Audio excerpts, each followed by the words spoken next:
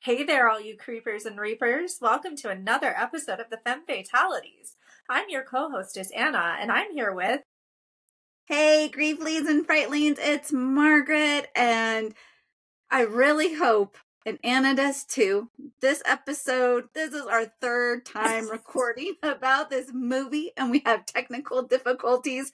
We're hoping that it works. If not, you will never know our opinions about what movie, Anna. Well, we're going to take a little trip through our Airbnb booking and head down to Barbary Street. That's right, we're talking about none other than Barbarian. And by golly, like Margaret said, the third time's a charm, and we really hope you get to hear this one. Before we get Yes. too far into it, there are some triggers. Let's start. A little bit of blood and gore, kidnapping, trauma, sexual abuse, family dysfunction, Imprisonment, longing for children, racial profiling. absolutely. Uh, and I'm sorry to put it this way, but if you have an aversion to douchebags, Justin Long's character is king of the douchebags in this movie, so you may want to avoid it, but if you're looking for some amusement, you'll definitely find it in his character. Yes, de-gentrification is a theme and also a term that I learned thanks to this movie, blighting. Blighting is a legal term that refers to the range of urban issues, including physical deterioration of an environment and buildings, health issues, social problems, and economic problems. Absolutely. Oh, So there's and blighting in this movie. the economic aspect, there is um, kind of an addressing of homelessness, as well Mhm. as, I would say, kind of some very typical demography featured in the film. You have the real estate developer, and they fit very within what you would expect that character to be by what we're shown in society. Yes, we also have victim blaming and suicide in this movie. So this movie comes with a big old punch of making you look at reality if you so choose to.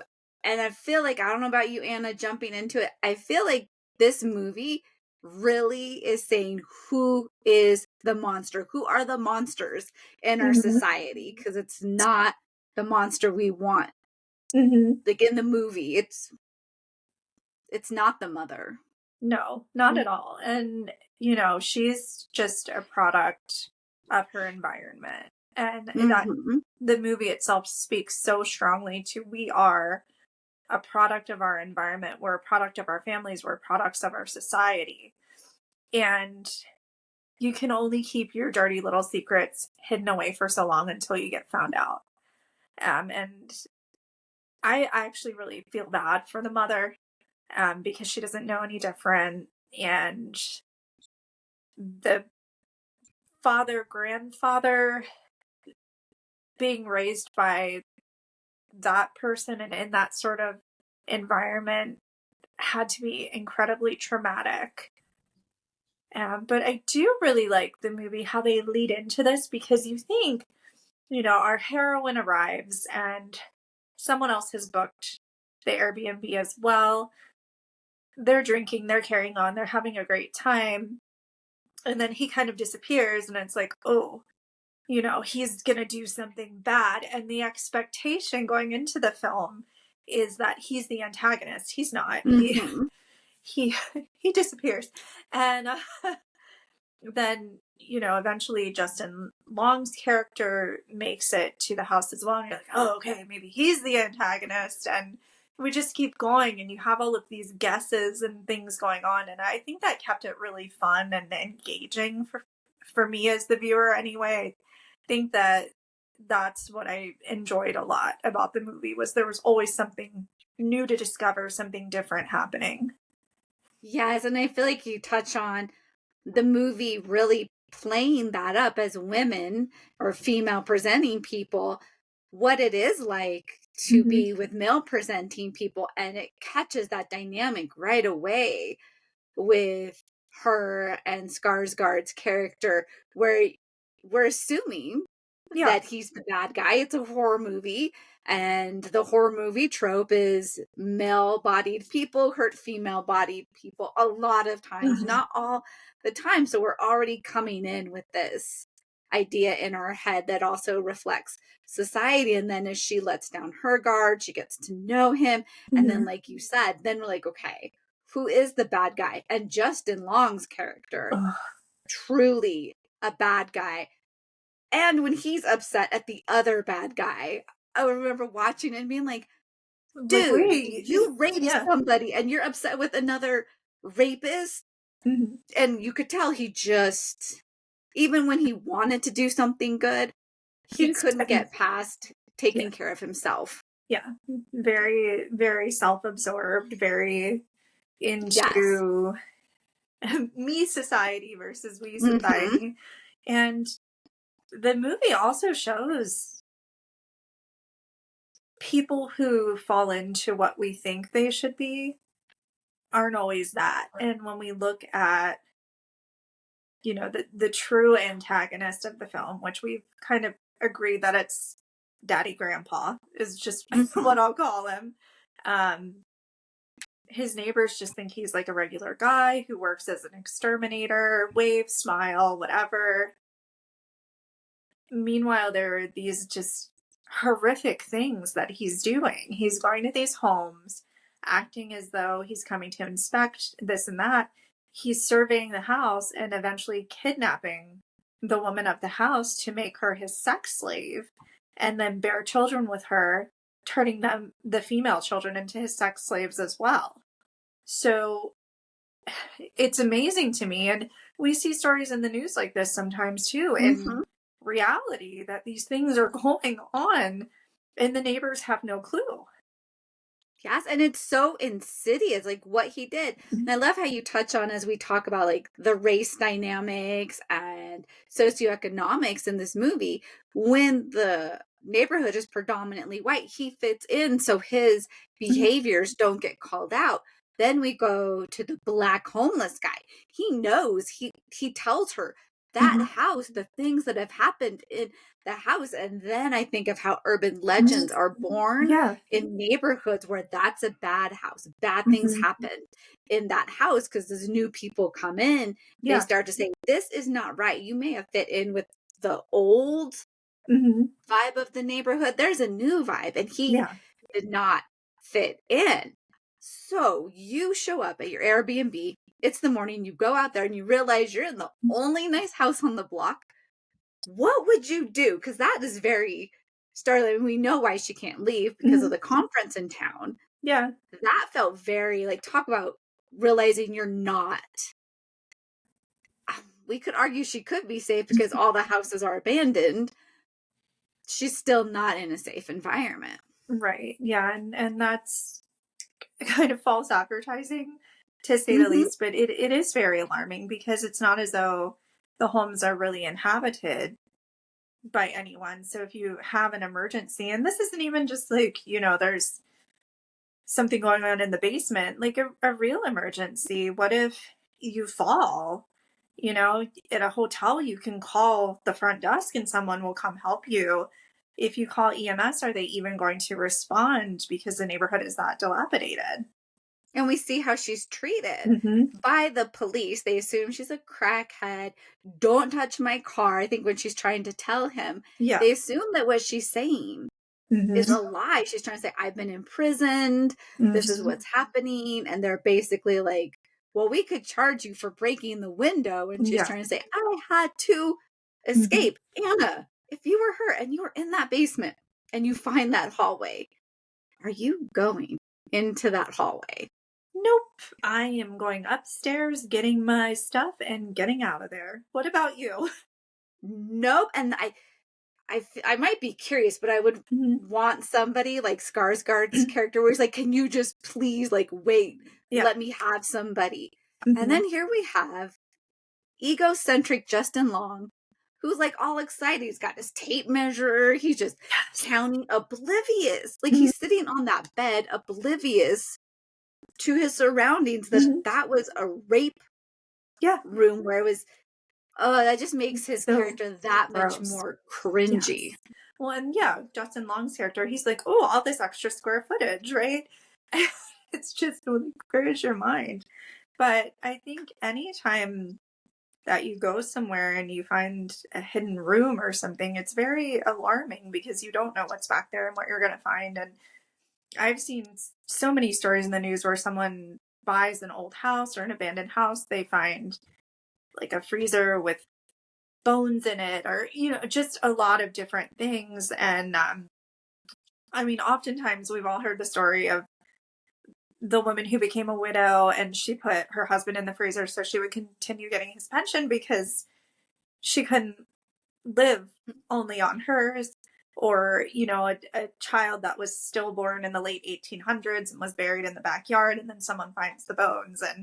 And those things are not as uncommon as we want to tell ourselves they are. And a lot of it has to do with the time that it happened and what was considered maybe normal versus abnormal, and how society shifts and opinions change really influence how that information is presented to us now. With that being said, if you were in the rental house and the basement door just opened, would you go investigate? Like, you're on the first floor and you hear, what is your next reaction? It's so scary, right? If you hear that, and I think I'd be curious, like, what's going on? I'd want to figure out why the door opened. Is there a breeze? Is there something going on? And I think I'd look at it maybe too naively, and then probably while I'm doing it being like, this feels like this is what happens in a horror movie. Isn't this how these start? Yeah. I hate to admit this, but I'm the type of person that will grab like the kitchen knife, the biggest one I can find, and like go investigate. Wisely so. You don't know, like, I'm definitely like, I'm Michael Myers bait. I completely am Michael Myers bait because that's how he baits people. And like, fall right into it. Like, let me grab this kitchen knife that you're probably going to end up using on me in this horror movie, and I'm going to come investigate what's going on. Yes. Yeah.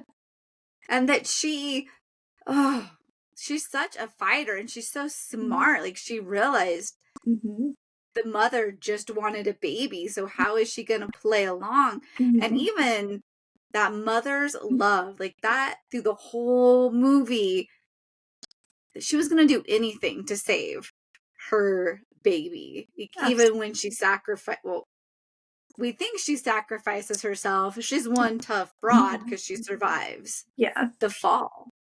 Yeah, she is. And it made me really sad though, with the homeless gentleman, because he was like, I've been out here for what, like 15 years. And I don't bother her. She doesn't bother me. And then she kills him. And I was like, oh. Yeah, well, she was like, that's a like mama lion, mama bear energy. Like, now, like, she didn't bother him because he didn't bother her. And now he has her baby. And sadly, Justin Long is starting to pick up on that. Like, oh, you think Tess, I think that's her name, she's your baby, so he's going to exploit that. Yeah. And I think too that when we consider that, we're led to believe that the mama character is the Barbarian, but it's actually because the house is on Barbary Street. We don't know how her cognitive development and role and thinking is wired, because the assumption from what we learn from the homeless gentleman is that she is very related to her maternal side and her paternal side, because there's been a lot of incestuous behavior. So we can kind of assume if the woman originally who was kidnapped, it was probably the 1960s or 70s. The film was made in the 2020s. I want to say it was like 2018, 2020, somewhere in there. So we she, know he's had yeah, multiple victims because of the mhm, videotape. So she's yeah, got to be what, like a great, probably great. second, third, fourth generation Mm-hmm. of some sort of incest. And we don't know if there are other byproducts of his behavior and persons living in the basement. We only meet those two characters, but for all we know, there could be a whole family under there. Which makes you wonder, like, Mm-hmm. how did they die? Mm-hmm. Probably malnourishment, mistreatment. He probably ends up killing them. Yeah. At some point, I was even wondering, she's a female, and the Mm-hmm. homeless guy even is like, whatever he says, like, generation upon generation, Mm-hmm. like he's letting her know that incest has happened Yes. in the house. I was like, so what happened when a boy was born? Like, Mm-hmm. did daddy grandpa kill them Mm-hmm. right away?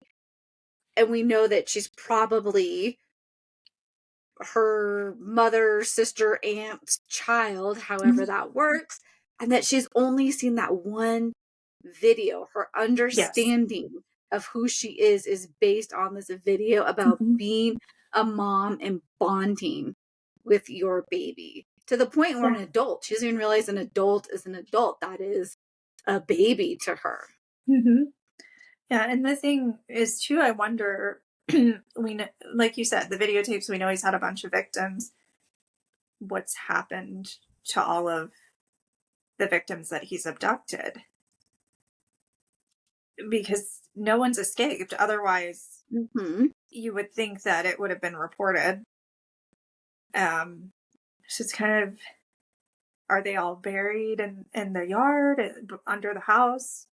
Are they in the incinerator? Like, all of these questions come to mind. And most likely that she's neglected. Like when we see him, he's old, he's Mm-hmm. decrepit, he's dying. And so when she was born, he was probably old and decrepit Mm-hmm.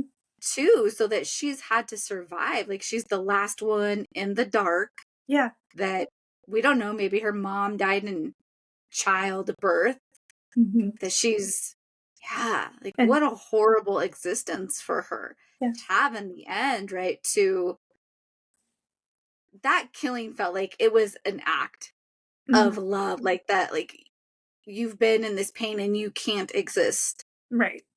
in this world. This world's gonna Mm-hmm. crucify her. Yeah. Well, and she's never been out in the daylight because we learn once again from the homeless gentleman, she only comes out at night. Right. So she's never even seen the sun. Mm-hmm. Yeah. It's sad. It is. Like she's such a tragic character. Mm-hmm. And then the mentality of the daddy grandpa, he's telling his neighbors, oh, they're not going to get me out of this neighborhood, and, this and that. Um, and his neighbors are just like, oh, okay. Yeah. But then we're like, oh, we know why, because you have this whole basement scenario going on. Mm-hmm. And if you move, you're probably going to leave something or someone behind, and then you're going to get found out. That's why you're not leaving. Yes. Not because you love living on Barbary Street. It's Mm-hmm. because you have a lot of little secrets on Barbary Street. Yes. Yeah. And the men, other than Skarsgård, are unlikable in this film, going back to Justin Long. Yeah. Then when like he realizes that Tess is alive and he's like, oh, I went to grab you and you slipped, like clearly trying to like manipulate her, gaslight her Yeah. to believe. No, he purposely threw her off to save himself. Absolutely. Yeah. And you're right. I mean, Skarsgård is decent, fairly likable. I feel like the homeless gentleman is likable, but that's where it stops. And that they try to take care of our heroine as much as they can, and she's trying to take care of them as well. And we have these two very despicable men. Absolutely. Yeah. It's just, I would be interested to learn more about the lore of the movie, and if they ever had a sequel, kind of what would happen next, and just to kind of gain more of an understanding of what exactly was going on all those years in that basement, because I feel like there's still a piece of the puzzle missing. Mm-hmm. And I wonder if you're touching on our human curiosity to like know those details, to be like, what happened here? How did this happen? That our natural curiosity to get that information. Mm-hmm. Or we do what we're doing here in this cast, where we try to fill in the blanks of what did happen given the clues that are left. There's dog cages with food dishes. Mm-hmm. There's the rape videotape room. There's Absolutely. the baby room. Then there's the pit that she's keeping people in, that we can guess that he also, like, that pit was probably put there by him. Right. And given her sheer size, I assume maybe that was where he kept her when she was smaller, because she's quite a large woman. She's very tall, very muscular, and physically strong. So I would think that when she was a baby and toddler and growing into age, she probably was still very strong and probably longer or taller than most that age range. And then she's still afraid of daddy grandpa, because when Justin Long's there, she leaves him be. Yeah, absolutely. Well, and the other thing too is, he has all these victims. We know he has at least one set of offspring lineage, but if any of them were sick or came down with common ailments, anything like that, obviously he wasn't taking them to the doctor. So maybe some of these effects also were due to what we consider to be normal disease, but medical treatment was not accessible, and that's kind of affected her overall appearance as well, in addition to the genetic portion. Mm-hmm. Oh, it is a wild one. And really, from a thanatological perspective, it is kind of, when you're looking at grief, right? You come to this destination, which is the house on Barbary Street. It looks one way to you, but when you actually get there and spend a little time there, often it is something completely different. And all of these different players kind of come in and out of this destination, and you have to evaluate who's safe, who's going to help in the journey, and maybe who may not be capable of providing that sort of assistance. Ooh, I appreciate that. Thank you. And I feel like from a grief point, I look at the mother's grief and her sadness, that all she wants to do is have a baby, and she knows nothing else. We've got our two dislikable people that don't even feel like they can grieve. They have no awareness of that. If they're grieving, Justin Long's character is grieving because he lost his career, and he's blaming the woman that says he raped her. And just that, how could she do this to me? She's lying. And even it touches on how then his mom's like, okay, I believe you, baby. And then his best friend that's like, well, if you tell me you didn't do it, I'm going to believe you, and not questioning him. So he's incapable of it. And we know something's going on with Tess. She alludes to it when she gets there. Marcus has called her a couple times and she's ignoring it. And I love your point that the house could be, right? The house is a person in the world of grief. Everything desolate and dying around. Yeah, absolutely. Well, and I do have to ask, in the movie, which character do you relate the most to? I'm going to have to say the old homeless guy. I'm just trying to live my life and trying to help people where I can. How about yourself? Yeah, same. Just trying to exist and help when I can, and sometimes it blows up in my face. And sometimes it doesn't. So yeah, he's definitely very relatable. Oh my goodness. So the next time that you go on vacation and you book an Airbnb, are you going to do the like the Airbnb after seeing this movie, or are you going to just stay at like a chain hotel?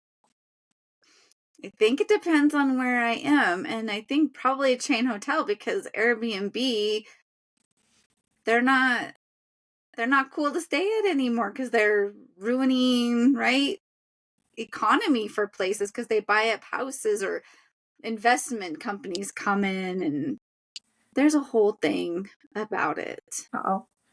And I feel like I'm butchering it. I think it has to do with that they hurt economy, because investment brokers would buy houses to rent out, and that's why now you have to live at the property that you're advertising for.